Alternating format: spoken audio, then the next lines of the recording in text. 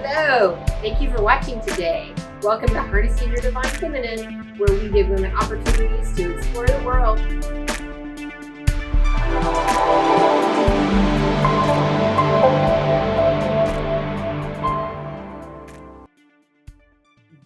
Thank you for watching or tuning in today. Welcome to Harnessing Your Divine Feminine, and we are here giving women opportunities to tell their story, their modality, and share some wisdom and education with us today. Today we have Linda, one of my dearest, oldest friends ever, and she has been on quite a journey, and I'm so excited that she is here today to share her journey and her wisdom with us. And we're going to start, actually, the Journey Award. Yes. She has received a Journey Award. I'm very, very proud of this. I received the Journey Award from Harnessing Your Divine Feminine in 2016. Yes. And Andrea, I think you and I met around 2012. Yes.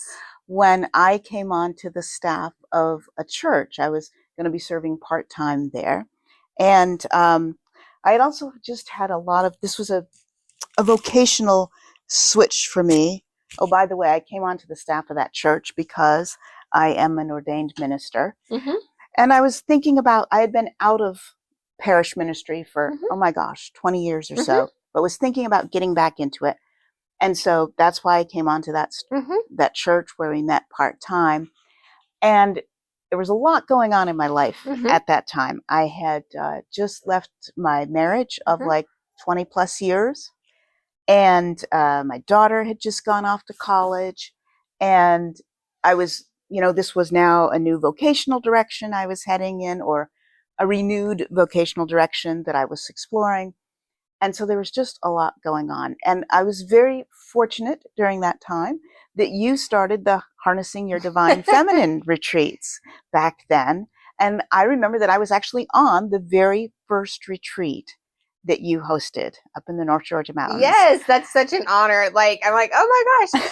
I like to say when I was young and knew everything, I decided to do a retreat. Well, you knew all you needed to know. I did. I really did. Yeah. And it was a wonderful experience for all of the women there. It was really amazing. Yes. And something else that was really amazing is that you made it open and welcoming to transgender women too. Of course. In fact, the person who ended up becoming my business partner was on that first retreat as well. And we write about it in the book. That's such an honor. Yes. Have a book plug. That's right. You definitely do. Yes. Yeah, we write about that. But so by 2016, that happened, so that was like 2012, 2013. I don't quite remember when you did your first retreat, but 2014 was what I call the year of I refer to it in my life as the year of the black hole, because I was in a major depression, and I watched, I think, 12 seasons of Murder, She Wrote that year. That's deep. Yeah. That's a good show, though. I mean, well, I learned a lot about what culture thought about women and how culture portrayed women in watching all 12 seasons of it. That was pretty fascinating. But what was interesting about that was that what actually helped bring me out of that depression was going on another Harnessing Your Divine Feminine retreat and hearing it was Glenda Emery spoke. And afterwards I asked her about some of the things she said. She was talking about raising your vibration and raising the vibrations of others around you. And I remember I just got all teared up. And so I started talking to her after and said, oh, but I couldn't raise my husband's vibration. And, what do I do and everything? And just told her about how I'd been feeling that whole year. I really hadn't let that be made known. I hadn't reached out and shared that with many people, partly because I was on staff. I'm supposed to be, the minister and the leader here at this church, or one of the, I was on staff. There was a senior pastor as well, fortunately. But she's like, oh, well, you're grieving. And it was like, oh, I'd never thought about that. The first year out of my divorce, I was like flying high. I felt like relief. I was doing new things. I was starting at the church, making a whole new social circle. Like everything was, just amazing. And then the next year, and so I had no idea that it was like the grief from the divorce. I mean, because even when you're the one who initiates it, which I was, there's still a grieving process you have to go through with that. And so once she says that, in fact, I remember later that afternoon, you did a talk on setting goals for yourself. And the best goal I could come up with at that time of the black hole was, my goal is to find a goal, is to have a goal. Okay. Because that's where I was. I was kind of rock bottom, you know? And the interesting thing is so I went home from the retreat, and a couple days later in my email, I got an email from a friend of mine who is a therapist, and she was going to be offering a grief group. And I was like, well, I guess that's my goal. I guess I need to go to that, you know?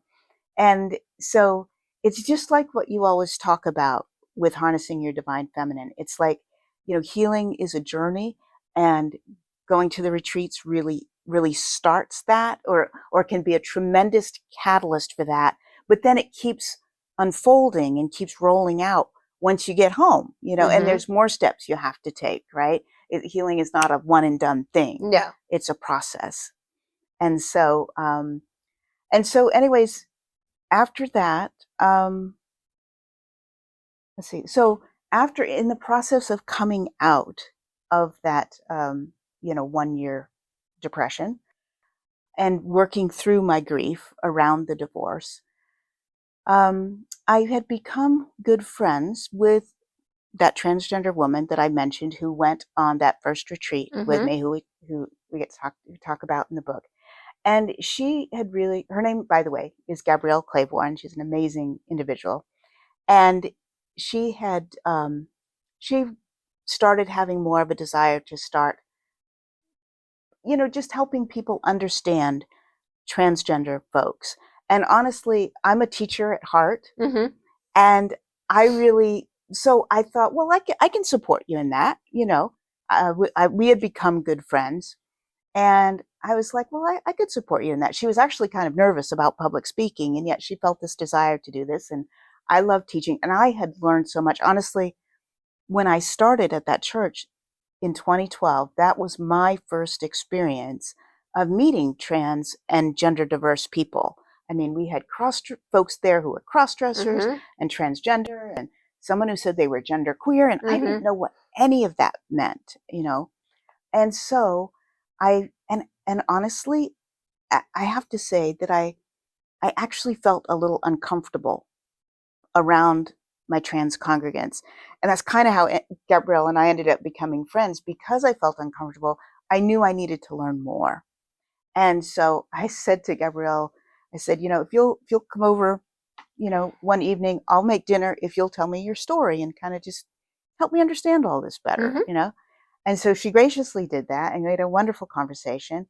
And that was kind of the beginning of our friendship. And I learned so much on just my own personal journey as a cisgender person, as someone who's not transgender.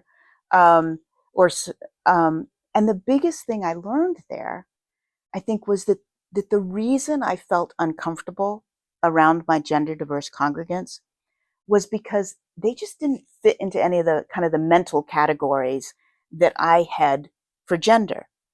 I had grown up believing, probably like you and, probably like everybody listening to this, has grown up believing that gender is determined by our anatomy. If, the doctor, looks between your legs when you're born and says it's a boy, it's a girl, right? Okay, cut and dry, pretty easy. But what I learned is that all of us as human beings, this is what medical and mental health associations across the globe now agree upon and now recognize, is that all of us as human beings have something that's even stronger than our anatomy when it comes to determining our gender, and that is our gender identity. And you can kind of think of it as, gender is determined between your ears. It's in your, who you know yourself to be, a gender identity, whereas biological sex is determined like between the legs. Right. Okay. But it's two different things. And for 99.5% of the people in the world, those things match up. Your anatomy and what's between your ears in terms of your gender, they match. But for about 0.5% of the people in the world, they don't match. And for those people, it's it's really hard trying to live in a sex and according to culture's expectations of your gender when that's not who you are. Exactly. Yeah. Right. Yeah. It's really difficult. So I was on quite a learning journey myself in regards to all that. And because I'm a teacher and I love to teach people things that they may not know about, and I especially love teaching people things that I've had to learn. I love sharing my journey of how I learned something. And so consequently, Gabrielle and I kind of teamed up. And what we decided to do, because we both were in that sort of spiritual space, I was an ordained minister. Gabrielle is a Pentecostal preacher's kid, 4th generation, raised here in Atlanta, Georgia. So you can imagine what coming out must have been like for her, right. Just incredible. And so because we both were in that spiritual space, we decided, well, we'll create like first of all, mind you, this was back in like 2013, 2014, when we're thinking about this. This was like before Laverne, Laverne Cox showed up on the cover of Time magazine in 2014. I remember that. And then Caitlyn Jenner came out in 2015. And it was like, that's when finally, that was like the tipping point. That was when trans people had started were showing up enough now in media on a consistent basis, so that it's like people started saying, oh, there's transgender people, but it's like, who are these people? And this doesn't make sense, and all that sort of thing. You started getting the political backlash with the the bathroom bill in North Carolina and all that sort of thing. So we kind of started doing, so that's why we were wanting to help people understand better, because there were starting to be questions. And so we decided to create a personal growth workshop that would be around embracing your truth and living authentically, living according to who you truly are. And we would illustrate it with Gabrielle's story. So it would be something that would be relevant to all of us as human beings, because all of us, I always think of my my college roommate, my freshman year college roommate, who started out pre-med because her parents wanted her to be a doctor, but she loved kids. Yeah. She was an amazing teacher. She wanted to be an elementary school teacher. And eventually, she stepped into her authenticity. So, it's something all of us have to do, right? I know you've embraced your authentic self by, moving more into the spaces of working full time as a psychic and all. Right. So we, all of us as human beings, no matter, straight, cisgender, trans, it doesn't, black, white, brown, doesn't matter. We all are given that invitation throughout life to embrace our truth on ever deeper levels. Right. So that's what we did. We created a workshop called Embrace Your Truth, and we started giving that workshop. And one thing led to another, and Gabrielle ended up serving as a volunteer at Pride one year, and then the next year she was invited to join the executive board or the board of Pride here in Atlanta, which she did. And because that was about the time, that was around 2014, and because that was happening around the time when trans people were starting to become visible in our culture, that was when corporations, like when we have a lot of corporate headquarters here in Atlanta, corporations started reaching out to the Pride organization saying, hey, we're doing this panel conversation for Pride Month, to celebrate Pride Month, and we'd love to have a transgender speaker on as one of the persons on, we need the LGBT, right? Right? We need a transgender speaker, but we don't know any. Could you recommend somebody? And they started recommending Gabrielle because they knew she was wanting to do, more public speaking and all. And that's how we started getting actually some corporate clients. That's how we started moving into a corporate space. And when we got that first corporate client, it's like, wow, I guess this is going to be a thing. We better incorporate. We better, get our LLC, set up our, company checking account and all that sort of thing. So the company just grew. And that was, we did our first presentation, kind of personal growth presentation back in 2015. Had our first corporate client, I think, in 2016. That's when we incorporated. And we've been in business now ever since. We survived COVID. And Transformation Journeys Worldwide is the name of our company. We're an inclusion training and consulting firm that has a transgender and non-binary focus.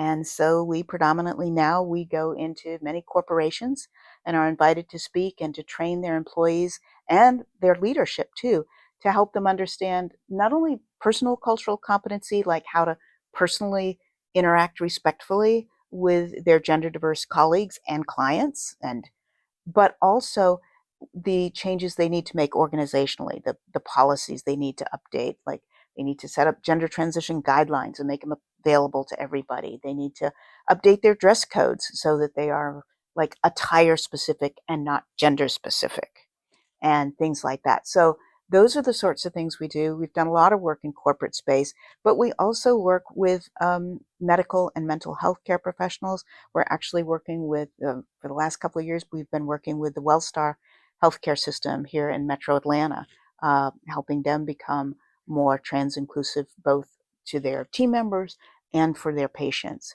And so, whenever we can, occasionally we get invited into either churches, or I was actually out at a Christian college in Spokane and got to speak out there a couple of years ago. That's a lot of fun. They're having a speaker series. And so whenever we can get into those spiritual spaces, we really enjoy that too. And then we ended up, gosh, there's so much to the story, when you've been doing this for 8 years or so. Let me go back and backtrack a little bit. So while I was still at the church, and for that first event that Gabrielle and I held together with Transformation, the Embrace Your Truth workshop, we actually hosted it. We rented a space, hosted it, invited people to come. There were 7 people there. Mm-hmm. Most of them, a couple of them were relatives, right? Right, people from the church, right. Things like that. And it was really interesting because mostly it was Gabrielle talking. It was kind of like, and I would kind of throw her a few questions to kind of keep the conversation moving along, if you will.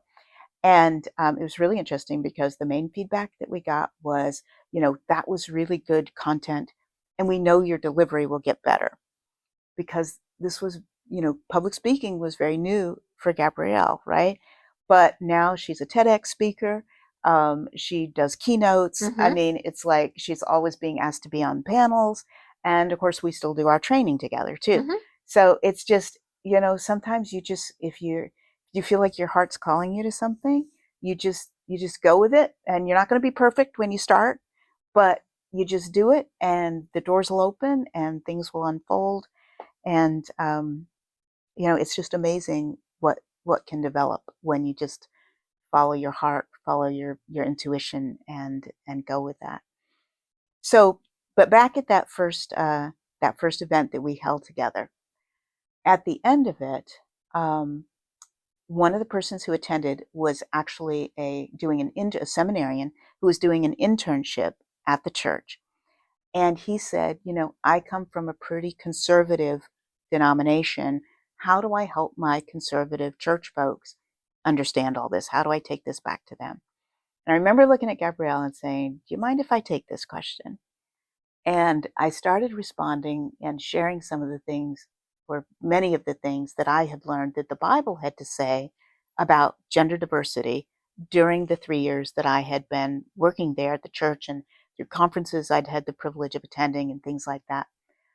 And when I got done answering that question and sharing, various different biblical things, I realized, oh my gosh, I know enough to write a book. And the moment I had that thought, the same voice that had spoken in my head back when I was a senior in high school, inviting me into ministry, said, yes, and you need to write that book, Linda. Right. And so I did. The book is, can you grab it? Yeah. The book is The Bible and the Transgender Experience, mm-hmm. How Scripture Supports Gender Variance. Didn't even have the word gender diversity back then. This came out, it was published in 2016 by Pilgrim Press, which is one of the oldest Christian publishing houses in the country. And so that was pretty amazing. Yeah, so I think I'd like to tell you the story of how I got the publishing deal for that, because quite honestly, that was a miracle in and of itself. Mm-hmm. So what happened was it's funny how so much of this connects to harnessing your divine feminine. At yet another harnessing your divine feminine retreat, one of the persons, Stephanie Suggs, who was very involved with it back earlier on, in the early days of it, and she was a writer herself and was working on a book, and she said, you've just got to write it. In order to give something to a publisher, you have to have the book written. It's like, okay, I can do that. I can start writing the book. Well, in the process of writing the book, Advent came around, which is the season leading up to Christmas in the church calendar. And I got this email about something. We had started attending a new church, because by this point I had left the church where you and I met. And having been raised Methodist, I have this belief that once you've served in a congregation and you are no longer serving there professionally, that you need to leave it personally, so that parishioners can then attach to, the professional staff that is there, the clergy that is there. Otherwise, they kind of keep hanging on to you. And so it's important for the church to just kind of make a clean break of that. So we had started attending another church, a United Church of Christ, and in Kirkwood, the Kirkwood UCC. Been there for about a half a year, and got this email about they were having a Advent writers group. And so I thought, oh, that sounds interesting. I'm writing. That sounds interesting. I really didn't know what it was. It was kind of vague, but I thought that sounds fun. And it was that night. And I'm not the person I'm not a real spontaneous person necessarily, but I thought, well, I'll go to it. I mean, it came across Thursday morning and I made the decision to go that evening. And so I went. Well, it turns out that it was actually people from the United Church of Christ publishing house, Pilgrim Press. Okay. And I didn't know that. I just walked in and there was this panel and they were talking about the Advent devotional that they were writing, that they put out for the denomination. So after the panel conversation, I went up and talked to a person there who, for some reason, I happened to mention to her that I was writing a book about what the Bible says about transgender people, which was very unlike me, because I don't usually just kind of put myself out there. Oh, this is what I'm doing and that's what I'm doing. I don't usually say it, but I happened to mention that to her. And she's like, oh, well, you should talk to Tina. She's the head of the publishing house of Pilgrim Press, and she's here tonight. That was her sitting there in that chair. And I was like, oh, okay, I'll do that. Because I know that Pilgrim Press is a very progressive publishing house in Christian circles. And I'd always thought that they might be a place, they might be someone who would want to publish this book. So I went and talked to her. And what I learned that night is she said, well, the publishing arm, our publishing firm has gotten smaller. We only do 3 or 4 books a year, and we don't take submissions anymore. So I couldn't have just sent it in. She said, but that sounds really interesting. Give me your email address and I'll send you the form for doing a book proposal. And I said, okay. And so that's how it came about. And I sent in did the book proposal for them. And lo and behold, a couple months later, I got back, yes, we want to do this book. And it was really amazing. That was like a miracle. So I didn't send out any letter. I mean, you've heard stories of authors who have their wall is just papered with rejection letters, right? Right. I didn't send out anything, and I got a contract. I got a publishing contract with a major publishing house in Christian circles, and it was like, and that's when I knew, okay, God wants this book. God really wants this book out there, because that doesn't happen. You know what I mean? And it was a topic that needed to be, humanity needs education on that. Exactly. And that kept me going, because I will tell you that there is nothing that will bring up all your I'm not good enoughs and I can't do this and who do I think I am, any more than writing a book or probably creating any piece of art and putting it out there in the world.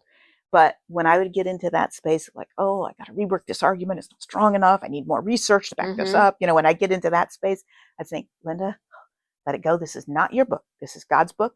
God wants it out there. Write, just keep writing, Right.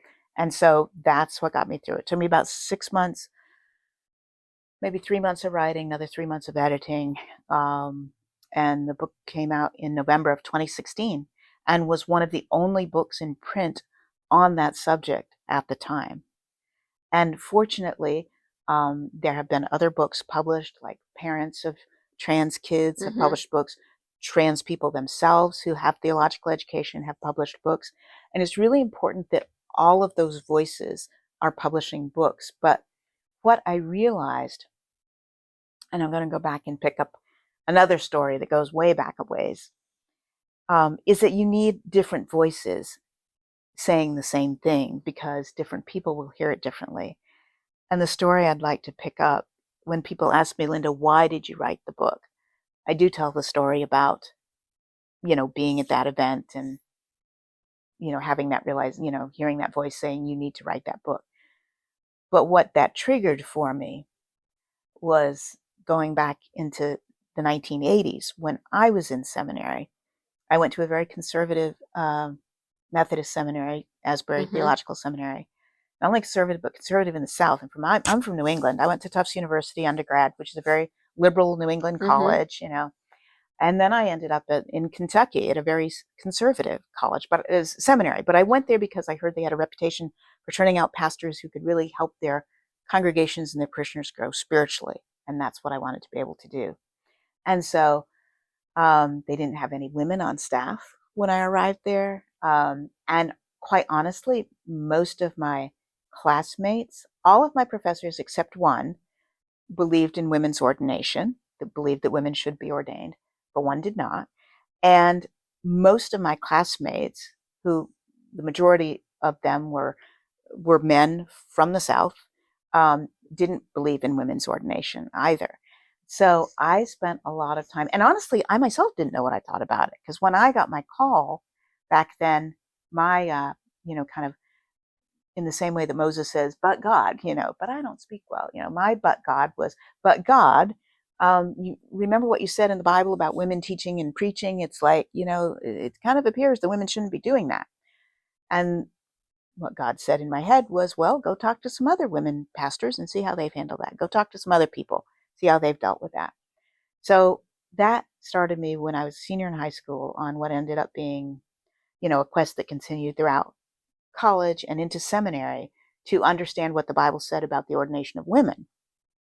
And I spent a lot of time, extra time, and research time. Like whenever we had for example, I remember in church history, we had to do a research paper.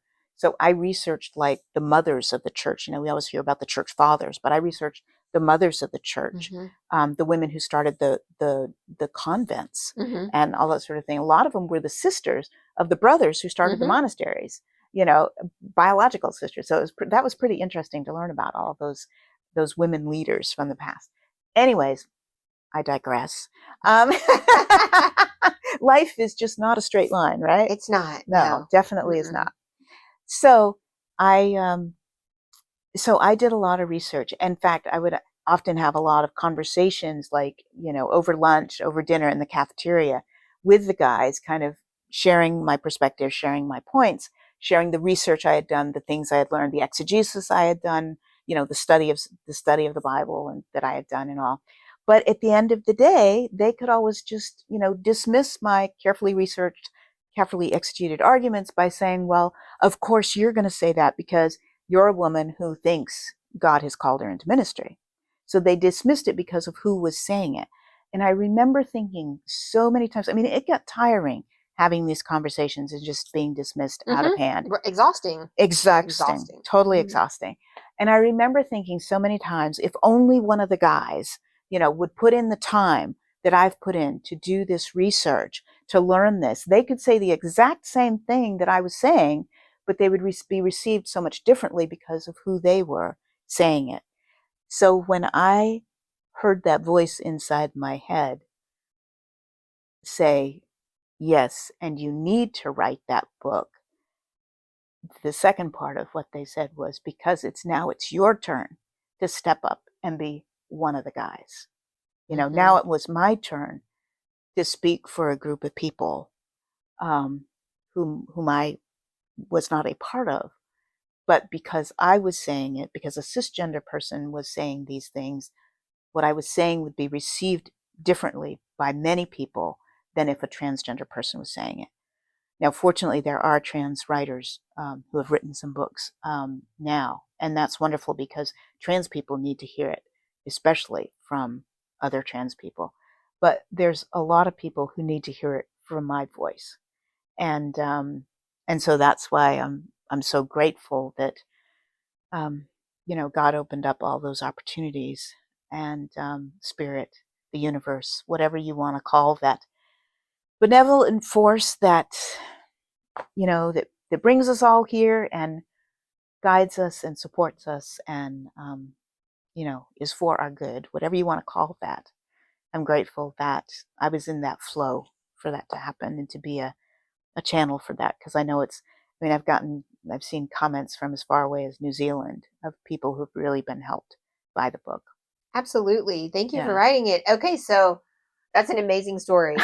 And Stories, I'm so glad that our vibrations met at the time they did. Oh, yeah. Too. Yeah. And I remember meeting you and Gabby and not, and being in that, like, just a part of marginalized communities. Right? Yeah. And so being a part of a marginalized community as well as being an ally for more marginalized communities. Right. So now I'm cisgender. You're cisgender. Right. I really consider you the one that knows the most about the correct verbiage, the correct vocabulary to use.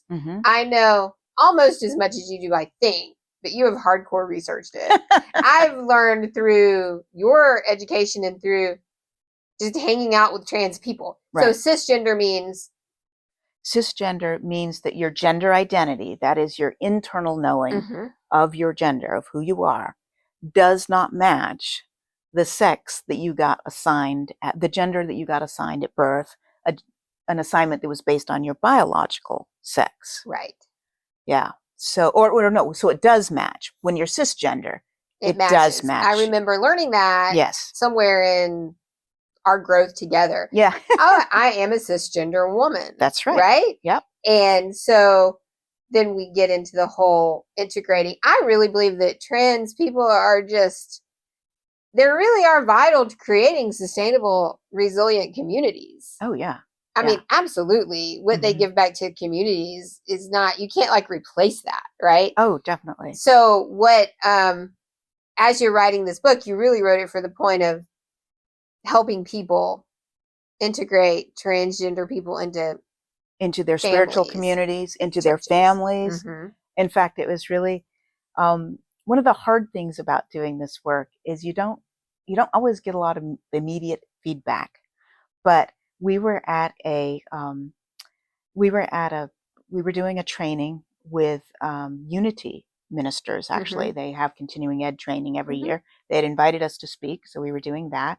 We were talking about how to understand trans and non-binary people, just basic understanding of, and also how to welcome them into and support them in your spiritual communities. And after that, and then we were, so during the break, it was like a 3-hour session. So during the break, we had our books set up when we were selling books. And one lady came up to me and said, I have to leave now because I got to get someplace else. But I wanted you to know that I heard you speak. I heard you speak, you and Gabrielle, do a training 3 years ago at UMass and at a conference that she attended. And she said, I had a grandchild that was just coming out then as trans. And what you shared helped me help our family through that experience. So there it was 3 years later, and we were hearing the ripple effect that what we shared that day at that conference had. So, we get stories like that oftentimes, but it's often not right in the moment. It's kind of, a couple of years later, we might hear about those sorts of things. But it has been really rewarding to know that the work that we are doing really is helping families, helping companies, helping medical and mental health care practitioners. It's really been exciting. It has been. Okay, so tell us, like, what's the most important? If somebody's most of the women I interview come from church backgrounds, right, or have some sort of church upbringing, right? Okay. As I do too. Mm-hmm. And so then I'm sort of, with this retreat, I was like, well, now we're going to be metaphysical, right? Mm-hmm. And so integrated that in, and then in bringing in welcoming trans women into the community, I knew immediately early on, I don't know if it was past life, psychic, or I just sort of knew how to love people, mm-hmm. right? I knew very early on, harnessing your divine feminine, my stance was, I'm not asking for your medical record.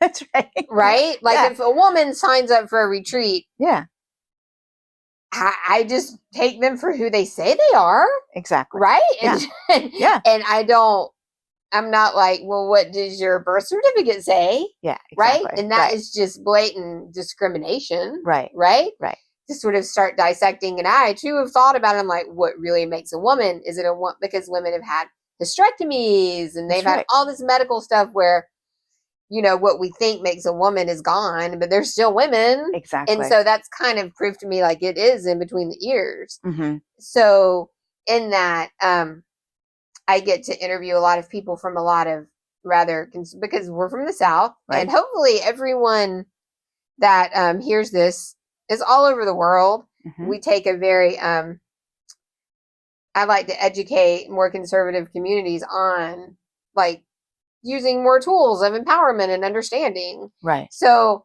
and I will say you have been a great teacher for me too, just watching you speak and having the opportunity to continue, like, your calm demeanor. Like, and you don't put yourself out there. You don't, like, people don't know, like, the wealth of, like, fierceness underneath you, but you're sitting in a group quietly. Like, so that's awesome that you give that, out, that vibe out, that energy out. And this is healing to everyone, and giving a really solid foundation of understanding about transgender, doing like a little bit of publicity and talking to my friends that are a little bit publicity. What I've learned is when I hear a celebrity or someone on social media make like a transphobic slur, it's going to kill their career. Because guess what? Yeah. Everyone's got a trans or a non-binary relative, like every single person that I know. I've not met anyone that doesn't have like a cousin or a kid, or I had a grandpa who cross-dressed and no one knew. Yes. Right? Yeah. So that is just like, okay, let's just put that out there to everyone. Yeah. And a transphobic slur is a derogatory statement about gender identity or sexual identity. Right. So that is not acceptable in society. Now, they happen so much in churches, right? Mm-hmm. So what is the number one thing you would say if somebody's out there and they're like, but I'm Christian and I have a trans relative. Mm-hmm. How do I when a trans person walks into my spiritual community, what do I do? You say hello. Right. Like you would to anyone else. That's what I did. We're glad you're here today. How did you hear about us, right? That's what I did when I met Gabby. I was like, hey, I'm Andrea. Yeah. And I'm sure she was like, what is this little girl doing walking around? And Andrea says little girl because even though she's not little, Gabrielle is 6'3". So, everybody compared to Gabrielle was little. Right. So here's a funny story. So one time we were presenting together and there was a screen between us. I think we were in we were at Emory University speaking to their medical school students and nursing students and PA students and from the students from the public health and some of their faculty members as well. It was great fun. And there was this screen between us, so kind of classroom thing, sloped seats, classroom down, screen down at the bottom. We were standing there, and Gabrielle kept kind of stepping away from me, and I was kind of stepping away. And afterwards, I said, Gabrielle, why did you do that? And she said, because first of all, and Gabrielle's 6'3" and likes to wear 5-inch heels. Mm-hmm. Okay, so she's like 6'8". I am 5'2", and I do not wear heels. And so she's like, Linda, if we're standing side by side, it looks like this. So we got to get a little distance between us, so it looks like, more like average. So it was just one of those funny things. That's yeah, hammer moments. Exactly. But we ended up turning her after the Bible and the Trans Experience came out. We ended up turning the Embrace Your Truth workshop into a book. This is her memoir. We kind of call it's sort of a memoir meets self-help book, because what we did is used a similar format to the workshop, in that we told her story. Well, in this one, her story is a little more front and center. However, we arranged it, and I say we because I was the ghostwriter for this book. So what we did was, there's 7 chapters, and the chapters deal with the things that all of us as human beings have to do in order to embrace our truth. Things like the first chapter is on listen to your heart, and the 5 languages that our hearts speaks through, our intuitions, our feelings, our bodily sensations, our dreams, and I always forget one when I'm trying to name all 5. But and our desires, our attractions, those 5 things are our hearts. That's how our heart speaks to us. So that's chapter 1. And then things like create a community for yourself, because when you're doing something really big, when you're taking a new direction in your life, when you're trying to embrace a new part of your truth, another facet of your beautiful truth, sometimes you're going to get pushback from people. Absolutely. Yeah. And so you've got to be able to really love yourself. So a chapter talks about that. We actually have a chapter about how to deal with that pushback that you get from others. That's another chapter. Things like making peace with your past, learning to forgive yourself and others, things like that. So the book is not done chronologically necessarily. It's done more by topic, by the things that each of us have to do in order to embrace our truth. But Gabrielle's story is told throughout it. So it's a really cool book. Yeah. I'm excited to read that one too. Yes. All of them. And I do still refer people out to the Bible and the Transgender Experience for people who I'm glad to hear that. Have that come up in their family and in their lives. Now, okay, I would say that when most people here, they're going to probably have, right, you just embrace them in your family. Like in the family situation, right? You're just like, hey. Unfortunately, you would be surprised at how many families don't embrace. In fact, many trans youth end up literally on the streets because their families kick them out. So I remember this was like, I loved this moment in time. You invited us over to Thanksgiving at your apartment one year. It was like a misfit Thanksgiving, and I was like, I'm in. So, and I brought a gluten-free pie. So I knocked on your door, and this woman answered the door, and you give people such safe space to come out. And it was like, I think that's what my soul recognized, when it was a safe space for everyone, because this woman answered the door. And she said, hi, I'm Billy, and I'm transgender. And I was holding my pie, and I said, hi, I'm Andrea, and I have gluten-free pie. And she was like, come on in, Andrea. So, and it was just like a fun little family, dinner with everyone's differences was fine. No one, we talked about stuff. Movies and it was fine. TV shows and So and that's how Thanksgiving really should be. Exactly. Right? So when you are there's a whole lots of homeless transgender youth, right? Yes. And it's pointless for kids to be homeless. Yeah. Because of the transgender. Because they're transgender. That's ridiculous. And it's true for actually, while LGBTQ youth, so it's not just getting kicked out for their gender identity, youth also get kicked out for their sexual orientation, sadly, still today. And so, of the homeless youth population, 40% of them are LGBTQ. And that's, amazing when you think that. So it's 40% of them, and yet they only make up about, 5 to 10% in culture. So that's significantly higher than the number of LGBTQ youth that there are in culture. And there's more TV shows that are including them, which Right. I'm so excited about. Yes. I look for that. I'm like, wow, they're really diverse in this TV show. Yeah. So when you were talking about like, what would you tell parents? Like, my kid is saying they are trans, because that in 2023, I always say, I remember in the 90s, it was like a thing to be gay. Right. Right. Yeah. That was the big fear parents had. Yeah. Right. Yeah. And now it's sort of the trans fear Mm-hmm. that parents have, that families have. What would you say to that? I would say to that, first of all, good for you that you've been a wonderful enough parent so that your child had the courage and felt safe enough to tell you that, to even share that with you, because that's not true for all kids. I mean, some kids will just never say anything and then start exploring in college, when or once they become a young adult, because they just don't feel safe coming out in their home. So first of all, kudos to you, that you even know that, Mm-hmm. that you've had that shared with you. Second of all, how are you doing with that? Kind of like, because it's comes as a surprise.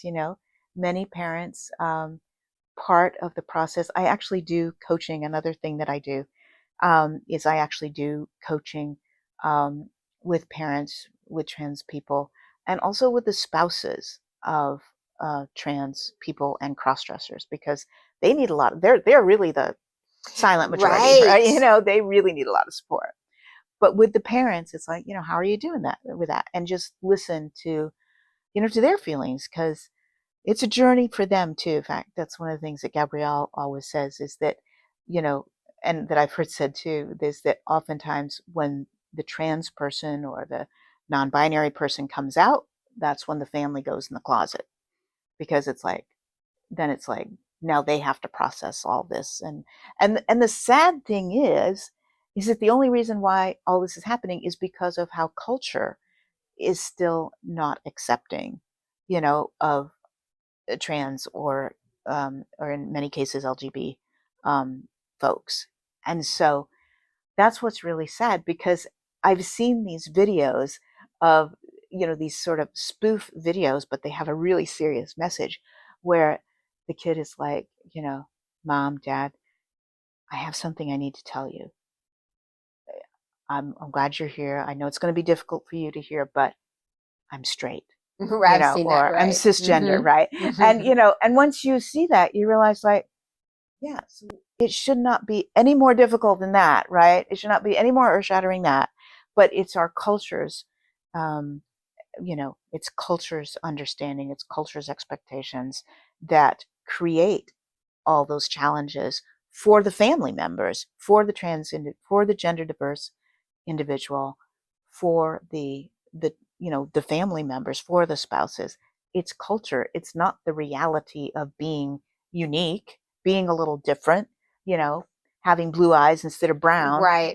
It's not that. It's not the reality itself. It's how we as a culture interact with that reality. I mean, it just breaks my heart that, just this week here in Georgia, there were two bills introduced into the legislative session that would ban medical health care or transition-related health care, gender-supportive health care for trans youth. And that's just, it's happening all over. These bills are being introduced all over the country. There was over 300 anti-LGBTQ bills introduced in last year's legislative session. I mean, not here in Georgia, but across the country. And there's already over 100 this year. So, and I mean, we're only about a month into the legislative sessions even being back in session. So the legislatures even being back in session. So we're in for a bumpy ride, And then we have the whole, even more marginalized trans African American youth, trans Hispanic youth, trans Indian youth. Yes. Like, they're even more unrecognized. Like, they are absolutely almost invisible, because I'll talk to trans people and they'll say, it's just, I'll die. They'll kill me in my country. Yes. And they'll tell me that. Yes. That's very true. There are still many countries where, and the reality is that's still happening way too much here in the US as well. I mean, there's actually an international day. It's November 20th each year is International Transgender Day of Remembrance. It's a day to honor and remember and say the names of those people who have been, not just died, but who have been violently killed throughout the world. And there's always 300 plus throughout the world. And the numbers have been going up here in the States in the last several years. So it's just, and it's predominantly, to your point, it's predominantly Black and brown trans women. Right. Yeah. So the most marginalized of the marginalized of the marginalized. Right. Yeah. That is so sad because I hear from them. Right. And they, I'm sure you do. One of their number one life concerns is dying. Yes. Yeah. And so we're not going to be able to pursue other goals if you're always concerned you're going to die. Right. Or get murdered violently. Yes. Right. Yes. And then it just manifests in all sorts of disease in the body. And, oh, yeah. And I am a believer that God is simply expression. Mm-hmm. That's why we all look different. Yeah. Yeah. Because, it's just expression. I have the very first time I went to the Georgia Aquarium, which is just amazing, right? Back when it first opened, I developed what I call aquarium theology. And that is, it's like, isn't it amazing that people will go to an aquarium to look at all sort of sea life, and they go to zoos to look at all sort of, land animals, and we go to the botanical gardens to look at all sorts of, plants, right? And yet we can't handle a little diversity in humanity. It's like, what's that about, right? Right. It really doesn't make sense. We love it everywhere else. But, people, no, you got to fit into this box right here, just like that. Yes. And that's the number one thing I think I tell my students in every class I teach. I say, what happens in boxes, things die in boxes. Yeah. Get out of the box. Yes. Right? Ooh, that's good. I like that. Yeah. Yeah. I don't know anything that thrives in a box. Yeah. Yeah. So that's what we have to continue to spread that message. And you are spreading that by offering really solid foundation of education on transgender and spirituality and transgender people. Okay, I'm going to give you a little education. Okay, all right, if you don't mind, because we're friends, I know we can do this. Because you're way more researched than I am. Okay, so transgender is most respected. The word itself is most respectfully used as an adjective. So what you just said, you're way more versed on transgender. So you'd want to say on transgender people. Or on the transgender community. It's an adjective. It's got to be describing something, like you need a word after it. Okay. So thank you. Yes. Because most people, I think they just need the education on how to express it. Yeah. And that's what we find in the work that we do. Let's face it, if people are going to pay you to come talk to them, it's because they want to learn, right? Right. Okay. And so, so when people invite us in, they really do, they are wanting to learn. So a lot of times it's just a matter of letting them know that this is what's considered respectful by the community. And it's even things like pronouns are a really big topic this day, especially in corporate. But just a little something around pronouns. You no longer want to ask somebody their preferred pronouns, because as the community sort of is the community, when I say the community, I'm talking about as trans and non-binary folks kind of sat with that for a while, experienced that, they started saying, well, wait a minute, I'm not asking Andrea her preferred pronouns. I just say, what are your pronouns? What pronouns do you use? Pronouns just are. They're part of who you are. They're not a preference. Preference implies choice. This is not a choice. Trans people say, this is not a choice. This is who I am, right? And so my pronouns are just what they are. They're not preferred. It's not like you have a choice. This is my pronoun. This is what you use, kind of like.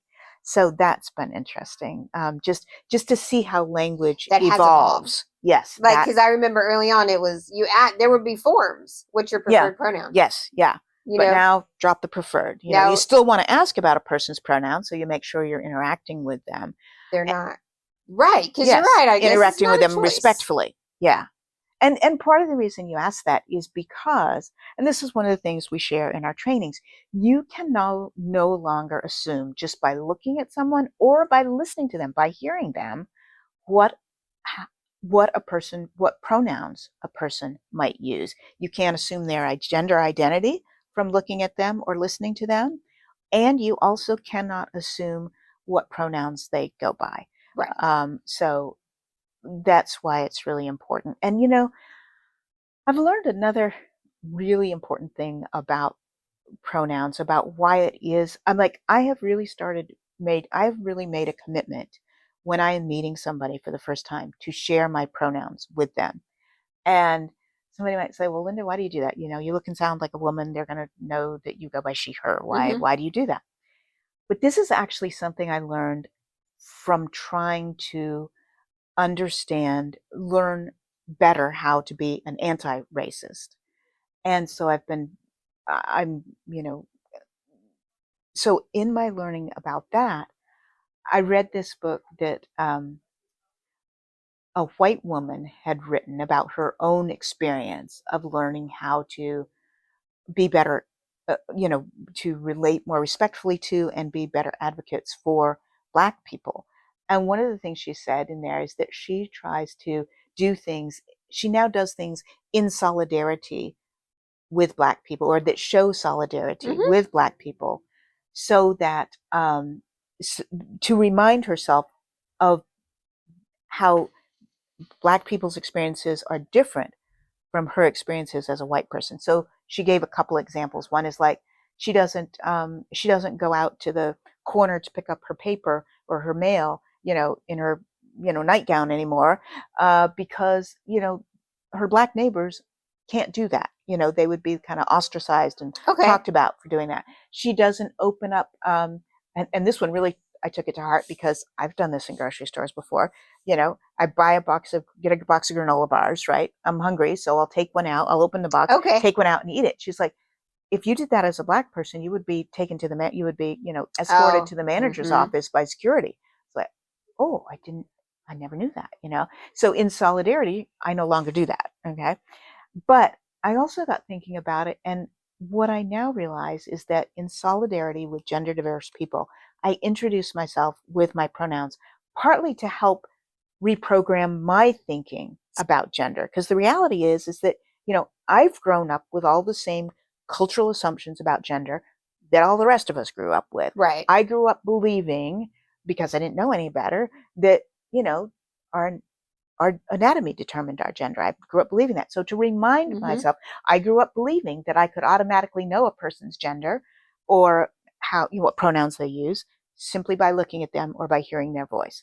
Well, to remind myself that those things are not true anymore, and they've never been true, but, now we realize that they aren't true. To remind myself about the diversity of gender, that's why I, as a, cisgender person, now make a point to introduce myself using my pronouns.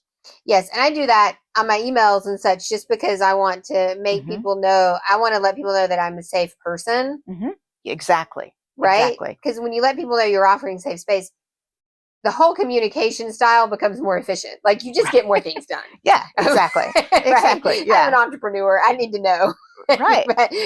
And they need to be able to open to share with me, and from a psychic perspective and all of it, right? Just friendship. Yeah. So that's wonderful that you do that, and you're kind of going out and you're creating, like you are sort of cultivating a new era of just like everything. Yes. Like spirituality, femininity, like entrepreneurship. Exactly. Because that's awesome that what you do. This is why in 2020, yes, Linda was awarded the Legacy Award. Yes. Because she is creating a legacy that goes out way beyond herself. I was very, very honored to receive that award. It's one of my most cherished awards. Yes, so keep creating the legacy, and I know that your company and your education, everybody, it's just going to grow more. It's been such an honor to sort of watch that grow, because I remember when you were like, well, me and Gabby are going to try this company. And I was like, yay, gender diversity. And back when like no one was cheering for education on gender diversity. Yeah. Right? Yeah. And now it's sort of like cheering, people are starting to, like, you're getting momentum. Oh, yes. Yes. Definitely. And like, that's amazing. I fully see you just going places and creating a company that's going to last generations. Thank you. Thank you so much for sharing your story and your wisdom today. You are most welcome. Thank you for having me on. It's really been a pleasure. Thank you. And totally come back, bring Gabby, because there are more stories. Yeah. Lots more stories. We got to hear more stories. Okay. Thank you for listening or watching today, and go out and give a woman an opportunity. Bye.